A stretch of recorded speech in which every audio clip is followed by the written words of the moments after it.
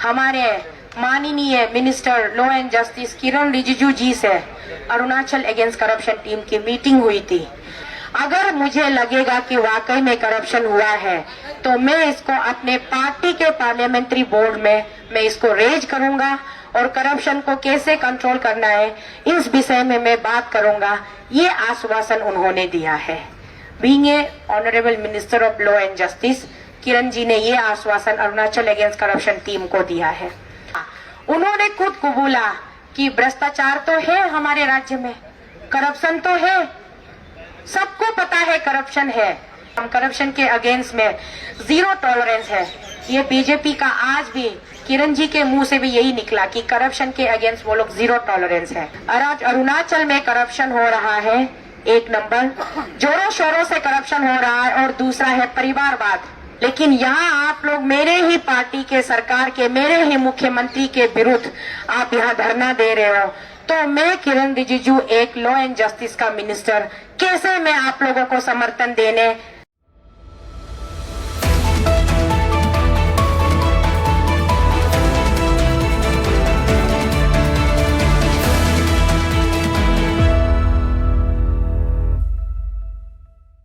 हमारे माननीय minister law and justice किरण रिजिजू जी से अरुणाचल अगेंस्ट करप्शन टीम की मीटिंग हुई थी।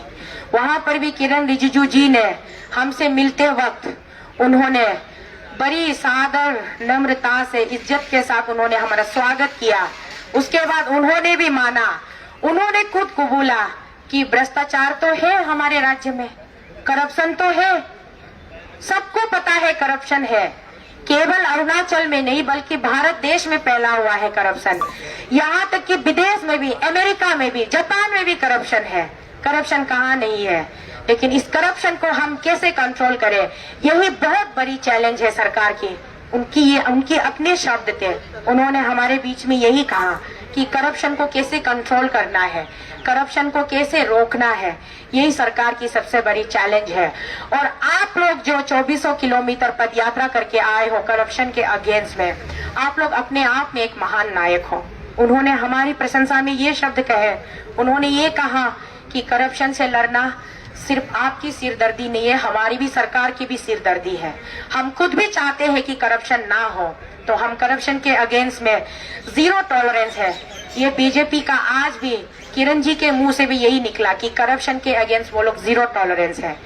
मोदी जी, माननीय प्रधानमंत्री जी, हमारे पिताजी परम आदरणीय मोदी जी, आपने इस साल के 2022 के आपने स्वतंत्रता दिवस 15 अगस्त में आपने लाल किला से तिरंगा झंडा लहराते हुए आपने यही कहा था कि बीजेपी सरकार का 2 उद्देश्य है। पहला है zero tolerance corruption, zero tolerance on corruption.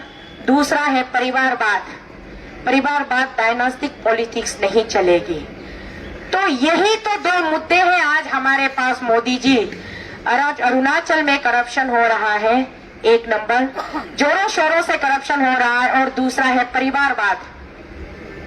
मुख्यमंत्री जी पहले से कहते हैं, मुख्यमंत्री जी बार बार कहते हैं, पेमा खांडू जी, कि मैं पहले से बिजनेसमैन हूँ, मैं राजनीति में आने से पहले से बिजनेसमैन था।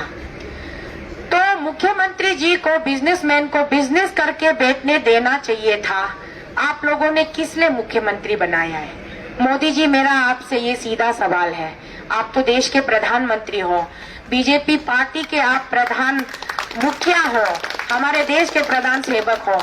आपने एक व्यापारी को, एक बनिया को उठाकर आपने उसको राजनेता क्यों बनाया? क्या बीजेपी को कोई और नहीं दिखा?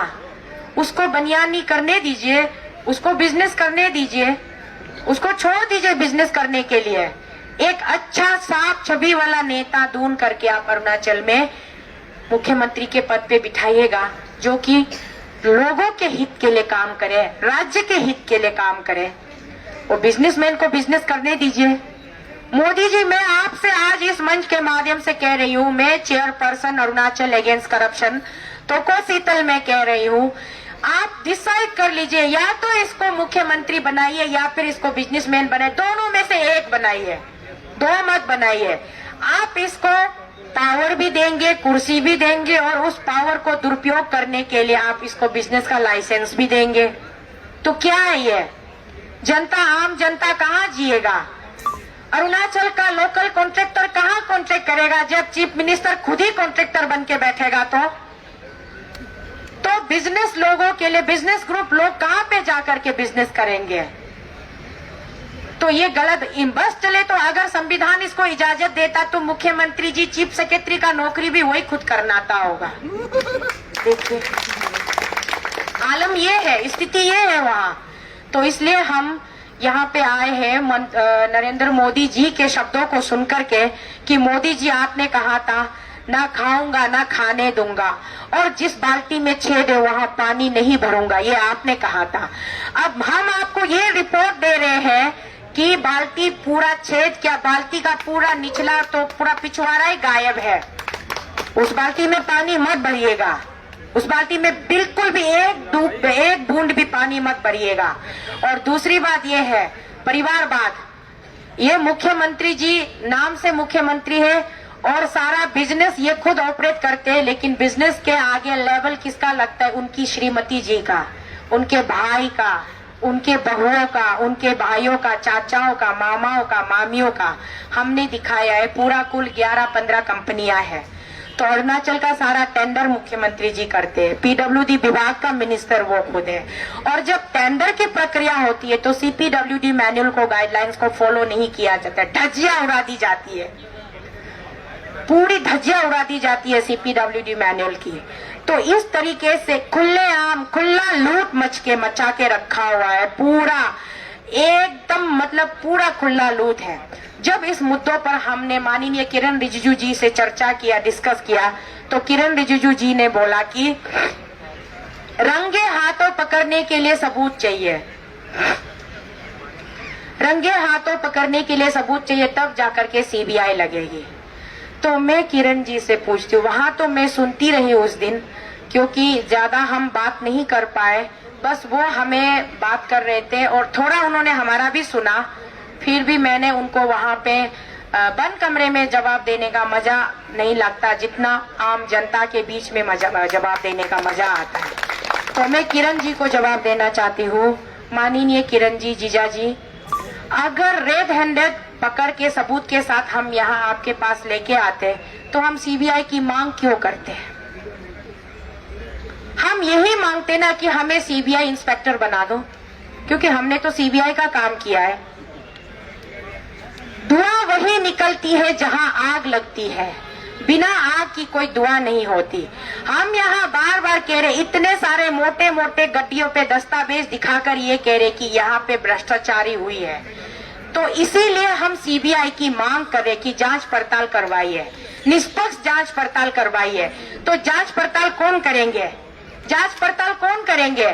सीबीआई करे कि हम खुद जांच पड़ताल करके सबूत रंगे हाथों पकड़ के आपको लाके दे? तो सीबीआई की आवश्यकता क्या है अगर हम आपको रंगे हाथों सबूत के साथ सौंपे? तो किरण जी, जीजा जी, मैं आज इस मंच से आपसे मैं अनुरोध करती हूँ, हमने आपको अपना मेमोरेंडम दिया हुआ है, हमने आपको कई सारे सबूत दिए हुए हैं, मोटे मोटे एक झोला भर के दस्तावेज आपके दफ्तर हमने पहुंचाया है। अब आपका वारी है आपके जनता को ये दिखाने का कि आप कितने पक्के और कितने ईमानदार और कितने सच्चे सिपाही है करप्शन के अगेंस्ट में, कितनी लायक मंत्री है हमारे देश के। आप जिस राज्य से निर्वाचित होकर सांसद चुनकर आए हो, उसी राज्य के लोग यहाँ दिल्ली में रो रो कर आपको बता रहे हैं कि राज्य में करप्शन हो रही है। जितने पैसे आप यहाँ संसद में बैठ करके आप यहाँ से स्कीम प्रोजेक्ट्स बनाकर अरुणाचल में आप भेज रहे हो, उस पे घपलेबाजी हो रही है, उस पे चोरी हो रही है। सड़क निर्माण के लिए जितने फंड्स आप भेज रहे हो, सड़कों का निर्माण नहीं हो रहा है, लेकिन पैसा पूरा खत्म हो रहा है। ये हम आपको बता रहे हैं और अभी आपका कर्तव्य बनता है कि आप उस पे निष्पक्ष जांच करवाइए। हमने आपसे रिक्वेस्ट किया है कि आप निष्पक्ष जांच करवाइए। तो ये अभी हमको देखना, ये पूरे अरुणाचल के जनता को देखना ये है कि किरण जी कितना खरा उतरते हैं इस अग्नि परीक्षा में। आज अरुणाचल प्रदेश के जितने भी जनता हमारे इस लाइव वीडियो के माध्यम से आप सब मुझे सुन रहे होंगे, हमें देख रहे होंगे, हमारे आज के इस जंतर मंतर के धरना प्रदर्शन को आप देख रहे होंगे। तो मैं आप सबको बताना चाहती हूँ, किरण जी ने हमारा बहुत तारीफ किया, हमारा हौसला बुलंद किया और उन्होंने ये कहा कि मैं पार्टी का मंत्री हूँ, बीजेपी पार्टी के मैं मंत्री हूँ और आपके राज्य से मैं एक छोटी सी हमारा ट्राइबल स्टेट से मैं सांसद हूँ। आप लोगों ने मुझे सांसद चुनकर यहाँ भेजा, तो मेरे सांसदीय दल क्षेत्र से आप लोग आए हो, जनता लोग, मैं एक सांसद होने के नाते आप लोगों की जो मदद कर सकती हूँ मैं जरूर करूंगी। अगर किसी को कोई शारीरिक परेशानी है तो वो मैं मदद करूंगी, किसी को खान पान में कोई परेशानी है तो मैं मदद करूंगी, लेकिन अपने पार्टी के गवर्नमेंट के अगेंस्ट में मैं आपको समर्थन नहीं कर सकता। ये उनके साफ शब्द थे, ये साफ शब्द थे।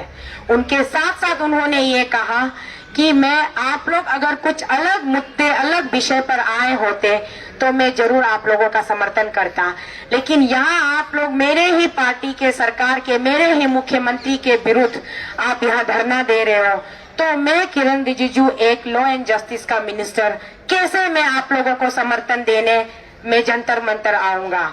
जरा आप लोग खुद सोचकर मुझे बताइए। ये उनके शब्द थे। तो हमने उनको सुना और हमने उनका शुक्रिया अदा किया। उन्होंने बड़ा स्वादिष्ट चाय से हमारा स्वागत किया। उसके बाद उन्होंने बोला और इसके साथ साथ उन्होंने ये भी बोला, एक अच्छी बात ये बोली, अरुणाचल के जनतागण और मेरे जितने भी यहाँ पदयात्री दोस्त और मैं हमारे जितने भी समर्थक माताएं यहाँ आए हैं, आप सब साफ तौर से सुन ले। साफ लफ्जों में उन्होंने कहा कि आपने जो मेमोरेंडम मुझे दिया है आप लोगों ने, उस पे मैं काम करूंगा।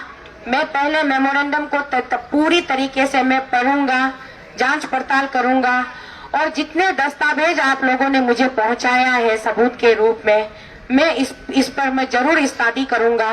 स्टडी करने के बाद में अगर मुझे लगेगा कि वाकई में करप्शन हुआ है तो मैं इसको अपने पार्टी के पार्लियामेंट्री बोर्ड में मैं इसको रेज करूंगा और करप्शन को कैसे कंट्रोल करना है इस विषय में मैं बात करूंगा। ये आश्वासन उन्होंने दिया है। Being a honourable minister of law and justice, Kiran ji ने ये आश्वासन अरुणाचल अगेंस्ट करप्शन टीम को दिया है और साथ ही साथ उन्होंने हमें ये प्रक्रिया बताई कि हमने कहा उनसे आप सीबीआई भेज दीजिए, ईडी भेज दीजिए स्टेट में। हम आपसे मांग क्या रहे हैं? हम आपके घर में आके एक टाइम का डिनर नहीं मांग रहे हैं, हम आपके घर में आके एक टाइम का ब्रेकफास्ट नहीं मांग रहे, हम केवल और केवल मांग रहे कि स्टेट में सीबीआई भेज दीजिए, ईडी भेज दीजिए। तो उन्होंने इस बात पे हमें ये जवाब दिया, सीबीआई और ईडी ऐसे नहीं चले जाते, उनको भेजने का दो प्रक्रिया है। एक प्रक्रिया है कोर्ट के माध्यम से भेजा जाता है। अगर कोई मुकदमा कोर्ट में दायर होता है तो उस मुकदमे में अगर दम है तो ही जज साहब फैसला करते कि यहाँ पे निष्पक्ष जांच होना चाहिए, तो कोर्ट अपने तरीके से सीबीआई या ईडी को भेजता है। और दूसरा ऑप्शन है, दूसरा प्रक्रिया है, सरकार को लगे कि वाकई में यहाँ पे जांच पड़ताल होना चाहिए, छानबीन होना चाहिए, तो भारत सरकार सीबीआई ईडी भेजते हैं। ये दो प्रक्रिया उन्होंने बताया। तो इसीलिए हालांकि हम पहले से जानते थे ये प्रक्रिया,